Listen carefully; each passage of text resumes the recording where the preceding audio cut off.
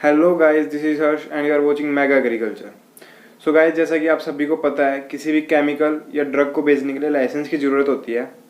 वैसे ही जो खाद बीज की दुकानें होती हैं, उनको खोलने के लिए भी लाइसेंस की ज़रूरत होती है, क्योंकि वो फर्टिलाइज़र, पेस्टिसाइड सभी केमिकल ही तो हैं।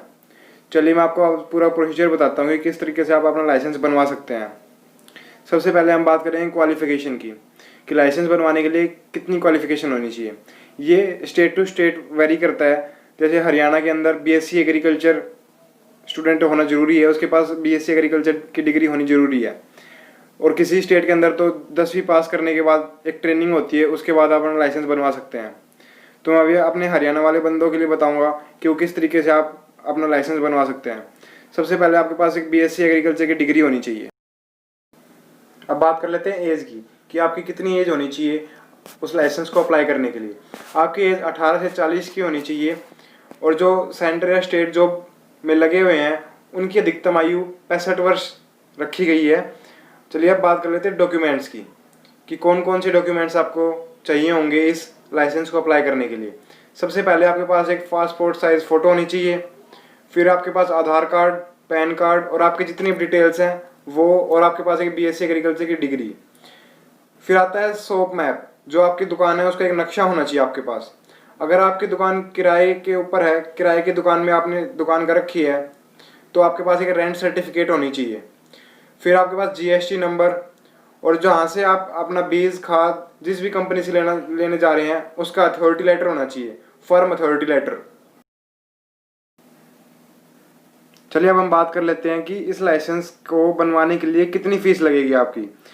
इस लाइसेंस को 3 कैटेगरी में डिवाइड किया गया है: seed licence, pesticide licence, fertiliser licence. ये तीनों लाइसेंस एक बंदे के नाम पे बन सकते हैं, और इनको अलग अलग बंदों के नाम पे बनवाया जा सकता है। जैसे जो सीड लाइसेंस है उसकी फ़ीस है 1000 रुपये, पेस्टिसाइड लाइसेंस है उसकी है 1500 रुपये, फर्टिलाइजर लाइसेंस है उसकी 1250 रुपये। जो सीड लाइसेंस और जो फर्टिलाइजर लाइसेंस है वो 3 साल के लिए मान्य होते हैं। उसके बाद आपको इसको दोबारा से रिन्यू करवाना पड़ेगा। वहीं जो पेस्टिसाइड लाइसेंस होता है वो 2 साल के लिए मान्य होता है, उसके बाद फिर से आपको उसको रिन्यू करवाना पड़ेगा। तो दोस्तों अब हम बात कर लेते हैं कि आप इस लाइसेंस के लिए कैसे अप्लाई कर सकते हैं।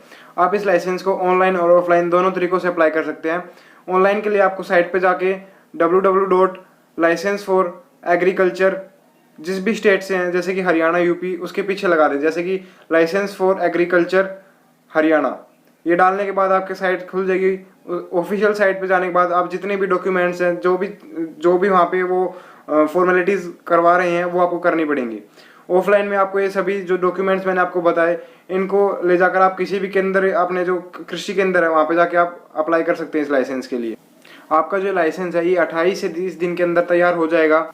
मैं लास्ट में आपको एक टिप देना चाहूँगा, अगर आपने अभी तक अपना लाइसेंस नहीं बनवाया है और आप किसी भी खाद या बीज की दुकान चला रहे हैं, तो आप अपना लाइसेंस बनवा लीजिए। अदरवाइज आपके ऊपर फाइन हो सकता है और आपकी दुकान भी बंद हो सकती है, क्योंकि आप केमिकल्स बेच रहे हैं, ऑब्वियसली वो पॉइजन है, तो आपके पास लाइसेंस होना ज़रूरी है। तो दोस्तों आज के लिए बस इतना ही। आई होप कि आपको ये प्रोसीजर समझ में आया होगा कि किस प्रकार से आप अपना लाइसेंस बनवा सकते हैं। मैं एग्रीकल्चर से रिलेटेड इन्फॉर्मेशन और बिजनेस आइडियाज़ लाता रहता हूँ। अगर आपको इस टाइप की इन्फॉर्मेशन चाहिए तो मेरे चैनल को सब्सक्राइब करें और उस बेल आइकन को प्रेस करें, ताकि आपको मेरी हर वीडियो का नोटिफिकेशन मिल जाए।